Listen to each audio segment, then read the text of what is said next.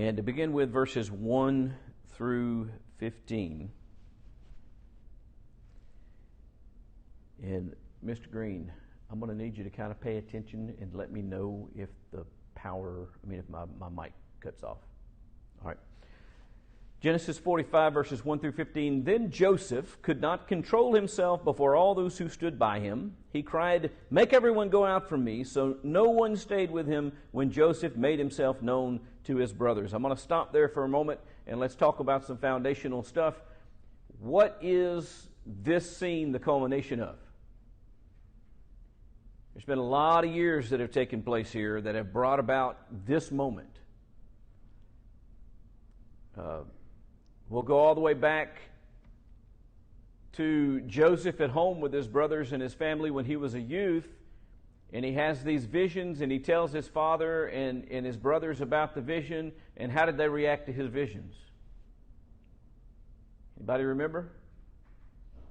The sheaves bowing down to him? Negatively. That's definitely the answer. They acted very negatively, because the suggestion of all of his visions were what? That his father and his brothers were going to do what? Bow to him. And who did this young boy think that he was to suggest that Dad and all of his older brothers are going to come bowing to him? And so his brothers didn't really like him a whole lot. In fact, a good chunk of them really hated him, wanted him dead, planned to make that happen. Luckily, there was one who kind of interrupted the plan and preserved his life, but the way he preserved his life was by selling him into slavery. So he goes off as a slave. He ends up getting a false accusation from his slave owner's, from the slave owner's wife, which ends up putting him in jail. He interprets some visions in jail, gets left behind, even though someone who was pulled out of the cell that was with him promised when he went to the king's house he would argue for him. He didn't do it, and he got left behind for a number of years. And then finally, because he interprets the king's dream, Joseph gets out. He's in the king's house at that point, and he rises through the ranks, and he becomes second in command of all of Egypt, right? There's a great famine that arises. Now all those visions from the beginning are coming to fruition, and here are his brothers before him at this point in chapter 45, pleading for help. And he has kept it from his brothers up until this point. He is getting emotional. And so he sends everyone out of the room except for his brothers, and he is going to make himself known to his brothers. And it says in verse 2, he wept aloud so that the Egyptians heard it, and the household of Pharaoh heard it. And Joseph said to his brothers, "I am Joseph. Is my father still alive?" But his brothers could not answer him, for they were dismayed at his presence. Why were they dismayed at his presence?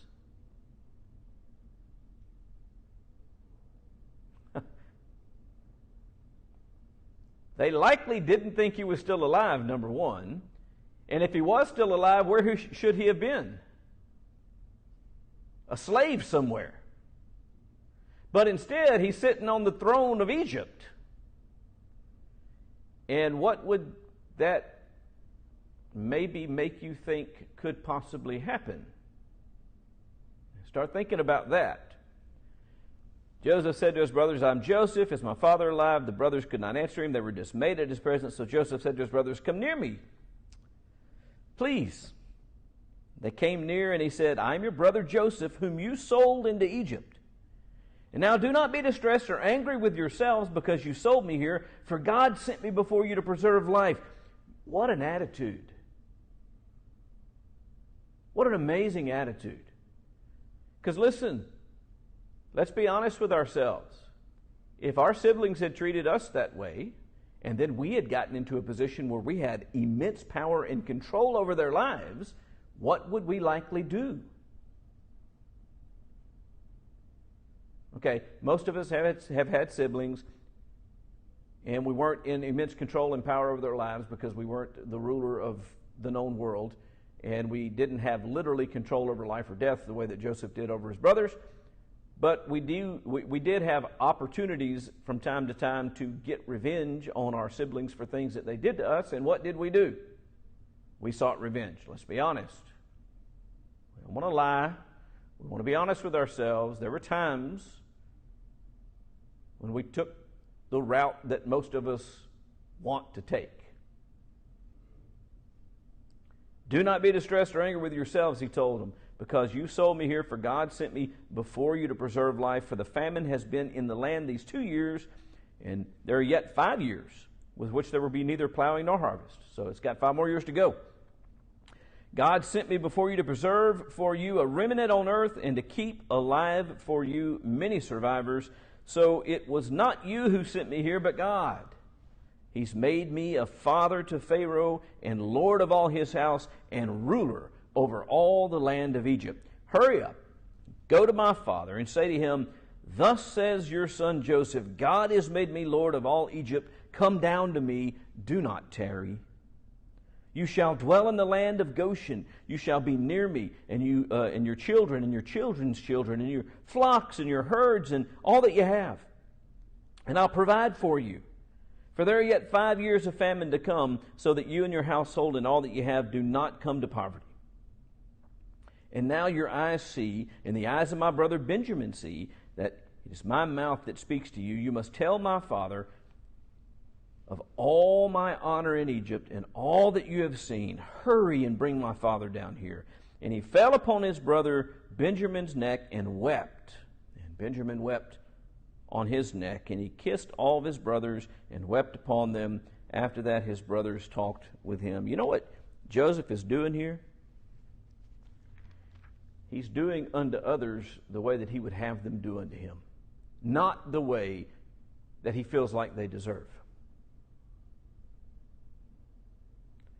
Not even the way that they do deserve.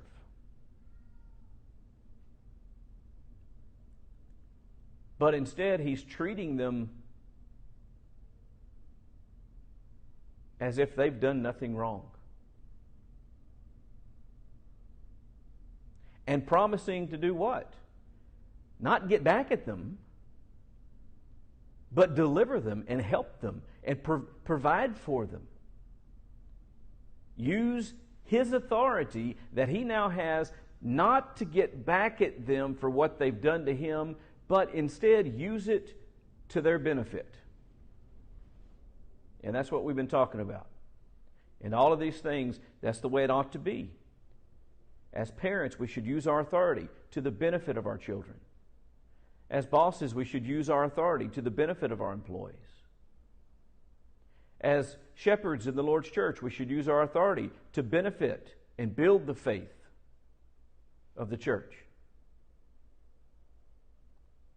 Never, ever, ever serving ourselves, never, ever, ever seeking our own desires, never, ever, ever building ourselves up, always looking to the needs of others.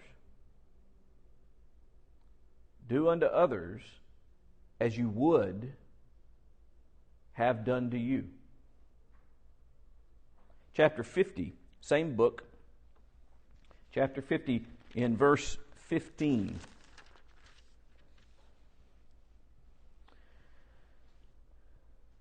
This is some years later.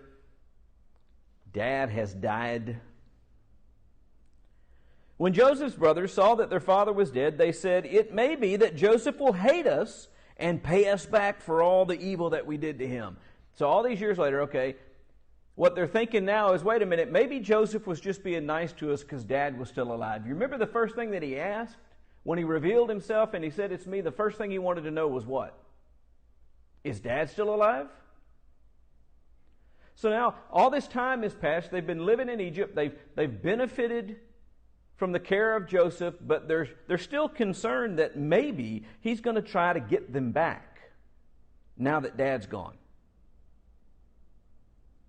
It may be that Joseph will hate us and pay us back for all the evil that we did to him. So they sent a message to Joseph saying, "Your father gave this command before he died. Say to Joseph, please forgive the transgression of your brothers and their sin, because they did evil to you. And now please forgive the transgression of the servants of the God of your father." Joseph wept when he spoke to them. His brothers also came and fell down before him and said, "Behold, we are your servants." But Joseph said to them, "Do not fear. Am I in the place of God?" Now that's an important statement, because what that means is that Joseph understands that he is nothing more than a steward, and that the great authority that has been given to him, therefore, has been granted to him by God, and his duty is to use it according to God's will. He's not in the place of God. He doesn't get to decide how to treat his brothers. "As for you, you meant evil against me, but God meant it for good, to bring it about that many people should be kept alive as they are today. So do not fear. I will provide for you and your little ones." Thus he comforted them and spoke kindly to them. And so Joseph gets it. He doesn't use his position to lord over and control his brothers. He uses his position to provide for his brothers, to serve them, to make their lives better, to make things easier on them, to help them out, to get to them the things that they need. Anything that he has control over that benefits them, he's going to see that it comes to them, because he understands that he's not in the place of God. And so what this introduces to us also is another principle, which is this: the statement, "Vengeance is mine, I will repay," that God makes to us. And he tells us not to seek vengeance, because vengeance belongs to the Lord. It tells me that that arises out of the very same principles from which the golden rule arises, and which all the rest of the law hangs. That I should love the Lord my God with all my heart, with all my soul and my mind, and I should love my neighbor as myself. That whole concept that vengeance belongs to God, not to me, arises from me understanding that. That also helps anybody who finds themselves in the position of power to remain humble and to be a servant. I think I've mentioned this before in this class. It's a well-known thing that suggests that power corrupts, and absolute power corrupts absolutely. It's a well-known principle. Do you see here in Joseph that didn't happen? That he had absolute power? But what did he do with it? He didn't let it corrupt him. He used it to benefit the Egyptians. He used it to benefit his family. He used it to benefit his brothers who had mistreated him. I'm going to step over here for a second.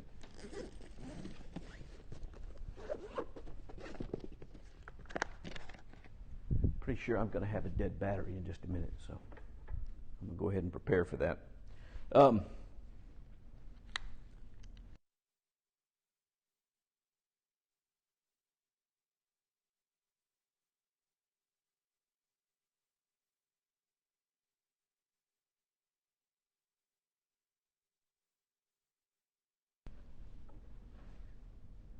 Okay, we see that Joseph was implementing these fantastic principles that go all the way back to basically understanding what? That God's the creator and that we're the creation. That's really what it all goes back to. All right, let's look then at the book of Judges. And I chose this example specifically because the character that we're going to be talking about is an extremely flawed individual.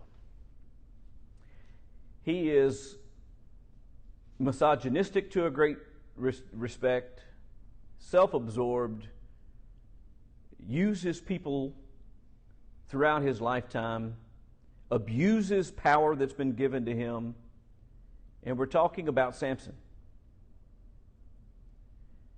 He didn't have respect for his parents.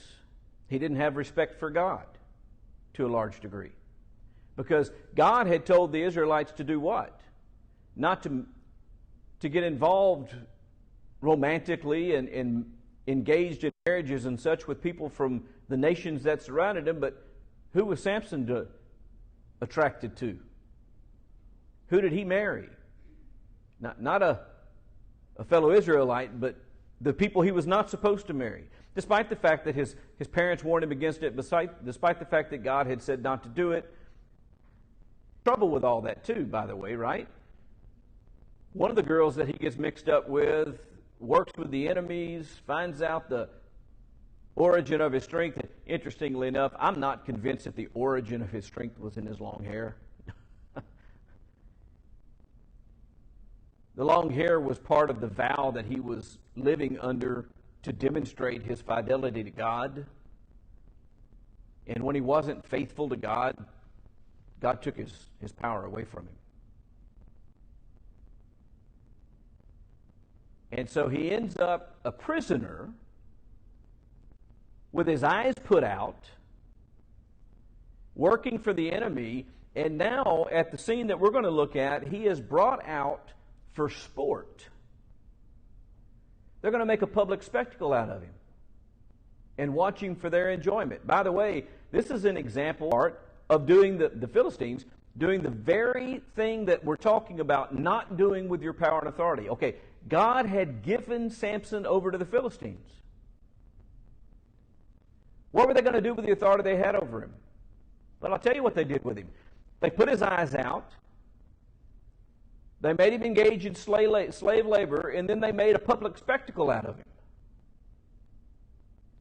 But what happens in all of this is Samson is humbled, and there is a big change. And we're going to look at Samson go from not necessarily using the authority that's been given to him in a good way, the way that it ought to be used, to using it in exactly the way it ought to be used. And so we want to look at Judges 16, starting in verse 23.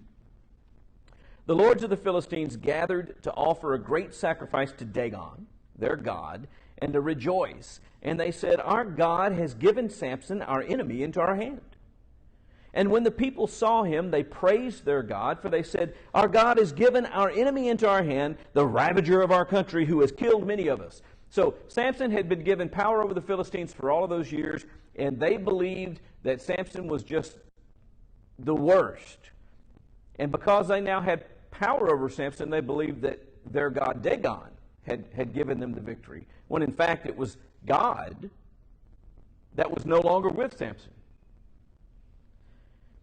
When their hearts were merry, they said, "Call Samson that he may entertain us." So they called Samson out of the prison, and he entertained them. They made him stand between the pillars.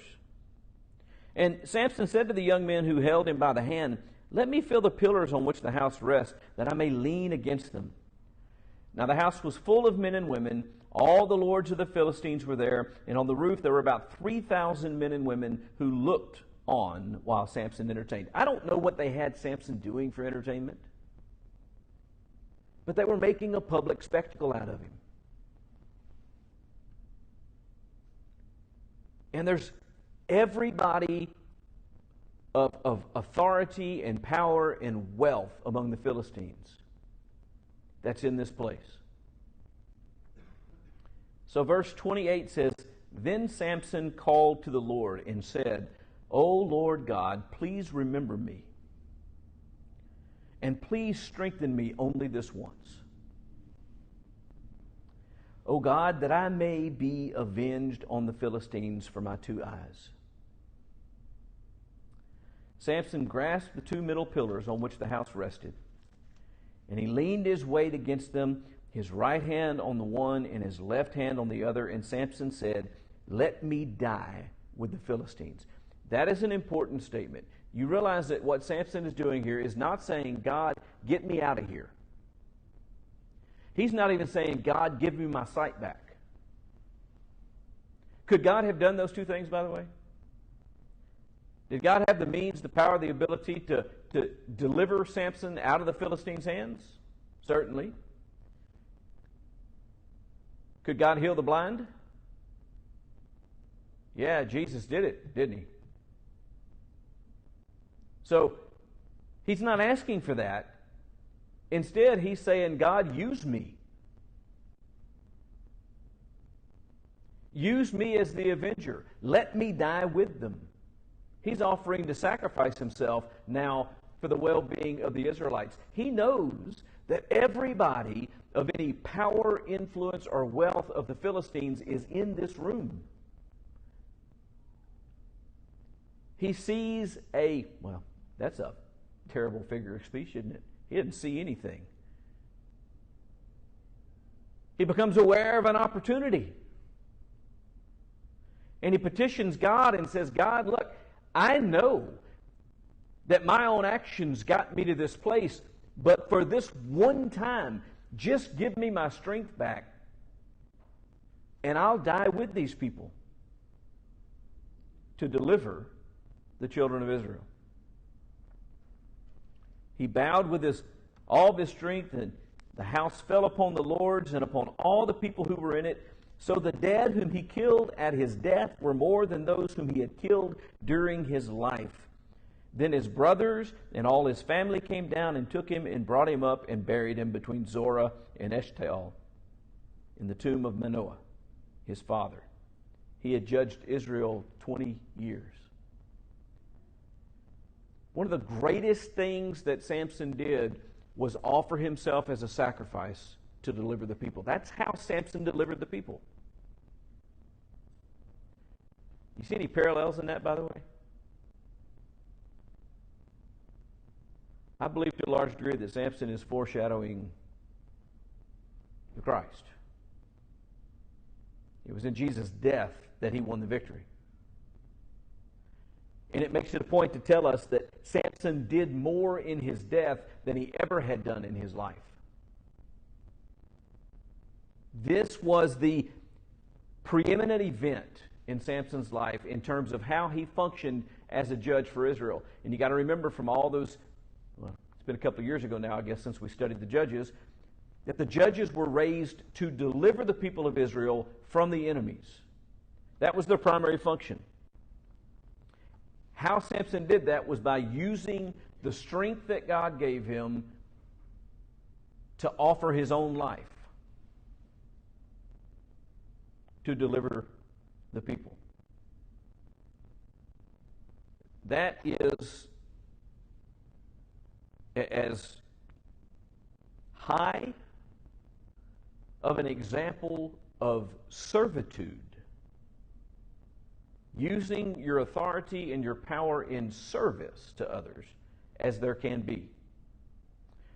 That's also the reason why in our society, when people lose their life in the line of duty and they're in service jobs like police officers or firemen or ambulance drivers or military members, they're serving the people and they forfeit their life in that service, we hold them in very high regard, right? Because that's the greatest thing that you can do with the power that's been entrusted to you. And that's what Samson did here. He's an interesting character, a very interesting character, because though he is flawed in many ways, God uses him. And that makes me feel good, because that means that God can use me too, even though I have problems, even though I'm not perfect. All right, Nehemiah. Nehemiah is one of those examples that you read what he did and you just kind of scratch your head and say, how does any one person do that? How can any one person be that good? But apparently he was. And so we could read the whole story, but we don't have time for that. So we want to focus on chapter 5 in looking at Nehemiah. If I time this right, we'll wrap up with Nehemiah here and move on next week. Now there arose a great outcry of the people and of their wives against their Jewish brothers. For there were those who said, with our sons and our daughters, we are many, so let us get grain that we may eat and keep alive. There were also those who said, we are mortgaging our fields, our vineyards, and our houses to get grain because of the famine. And there were those who said, we have borrowed money for the king's tax on our fields and our vineyards. Now our flesh is as the flesh of our brothers, our children are as their children, yet we are forcing our sons and our daughters to be slaves, and some of our daughters have already been enslaved, that it is not in our power to help it, for other men have our fields and our vineyards. And I was very angry when I heard their outcry in these words. Okay, let's stop here for a minute. Let's to get our bearings and go back and very quickly hit the highlights of this story. You'll remember it starts off, Nehemiah is over in Persia. He's kind of an important man with Cyrus, the king of Persia. And Nehemiah gets a messenger that comes to him and tells him Ezra has already gone back, and Ezra has supposedly started working on rebuilding Jerusalem. This messenger comes in and says, look, you know what? The walls are still in complete ruins.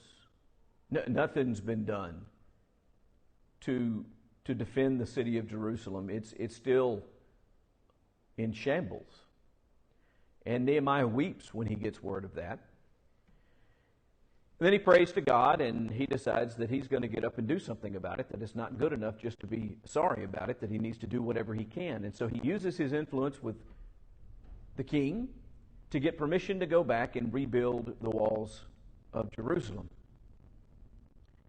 And in fact, he does such a good job that the king not only gives him permission, but the king does what else? He gives him all the supplies that he needs. And he says, just go do what you need to do. And he lets him leave and take a leave of absence from his duties in the court. And so he travels back to Jerusalem, and there's lots of people that are against him along the way. In fact, Cyrus is so concerned about Nehemiah that he even sends some troops with him to protect him while he's traveling so that the bad guys don't get him on his way to Jerusalem. Then he gets to Jerusalem, and all the people around Jerusalem are making fun of them and saying they can't do what they're going to do. But they start building the walls. He starts leading the people, gets them busy, rebuilding the walls, and then this happens. In the middle of this, if it's not bad enough that he's worried about all their enemies around them trying to fight them, and you'll recall at one point when they are rebuilding the walls that they have to have their shovels in one hand and their swords in their other hand so that they can work but be ready to fight. If that's not bad enough, and if it's not bad enough that the job is so great and you're going to fight the natural tendency of people to be discouraged and unwilling to work, if that's not enough, you also have the poor people among them being oppressed by the people who have money, taking control over the poor's crops, loaning them money and saying, okay, but we take your land as a result of that. We get your grain, and so now they owe money and they have no food, and they have to resort to selling their children as slaves to try to live. And Nehemiah hears about all this, and he is angry about the way that these people are treating each other. I took counsel with myself, and I brought charges, verse 7, I brought charges against the nobles and against the officials. I said to them, you are exacting interest, each from his brother, and I held a great assembly against them. So you got to understand, under the law, they weren't allowed to exact usury against Jews. But that's exactly what they were doing. They were oppressing the people who needed help. He said to them, we, as far as we are able, have brought back our Jewish brothers who have been sold to the nations, but you even sell your brothers that they may be sold to us. So he's saying, we're buying people back from slavery as fast as we can, but here you are selling them right back that we have to buy them again. They were silent, could not find a word to say. So I said, the thing that you're doing is not good. Ought you to walk in fear of the Lord to prevent the taunts of the nations, our enemies? Moreover, I and my brothers, my servants, are lending them money and grain. Let us abandon this exacting of interest. Return to them this very day their fields, their vineyards, their olive orchards, their houses, the percentage of money, grain, wine, and oil that you have been exacting from them. Then they said, we will restore these and require nothing from them. We will do as you say. And I called the priests and made them swear to do as they had promised. I also shook out of the fold of my garment and said, so may God shake out every man from his house and from his labor who does not keep this promise. This was a dramatic way. He took his garment, his outer garment, and he shook it off and shook the dust off of it and says, if you don't keep your promise that you just made to me, I hope that God shakes you out of here the way I just shook the dust off my garment.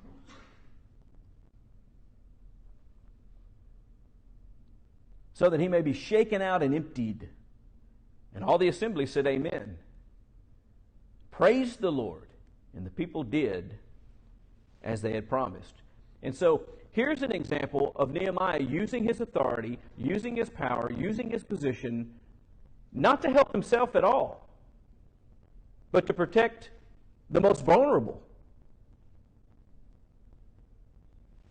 who are under his direction and under his control. But it doesn't stop there. That sounds good enough, right? What a noble... I mean, we would love a leader like that, wouldn't we? I think if we had a president that used his influence and his authority that way, that there would be a push to change the amendment of the Constitution that limits the president's term. I think people would love him. I think people would feel about him the way that they felt about George Washington. But that's not all he did. Look at what Nehemiah went on to do. Moreover, from the time that I was appointed to be their governor in the land of Judah, from the 20th year to the 32nd year of Artaxerxes the king, 12 years, neither I nor my brothers ate the food allowance of the governor. So the governor, that position, came with a food allowance. But for those years that he was governor, he didn't eat it himself.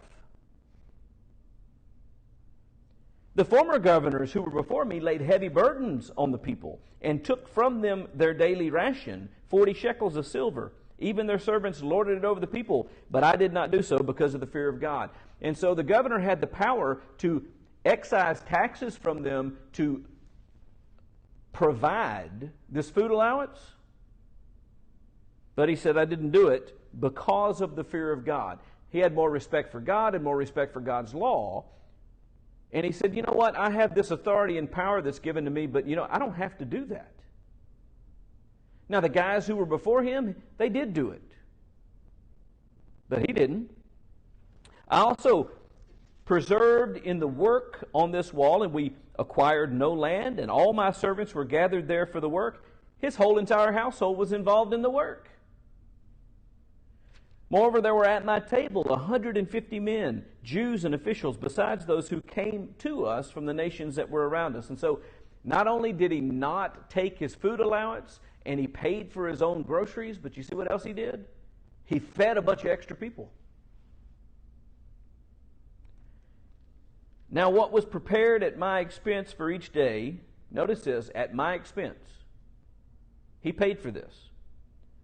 1 ox, 6 choice sheep and birds, and every 10 days all kinds of wine in abundance. Yet for all this I did not demand the food allowance of the governor, because the service was too heavy on this people. He looked at his people and he said, you know what, I have a right to this allowance, but if I ask for it, it's going to be too much of a burden on them, and so I'm not going to take it. Remember for my good, O my God, that I have done this for this people. Nehemiah used his authority as governor of Judah to serve the needs of the people and to rebuild that society and that nation, not to serve himself. In fact, he did it at a cost to himself. He worked, his servants worked, he fed himself out of his own pocket, and he fed other people out of his pocket. They had a major menu every day. I would have hated to pay his food bill. What a character, and what an example of someone using their authority, and instead of saying, I have a right to this and you owe this to me, putting himself in their position and realizing that if I make these demands on them, that's going to be too harsh a burden on them, and so I'm not going to ask for it, I'm going to pay for it myself because I'm concerned about them and their circumstances. That's how we're being challenged to live our life. Anybody have any questions or comments? All right, we got to stop. Appreciate your presence tonight. Thanks for those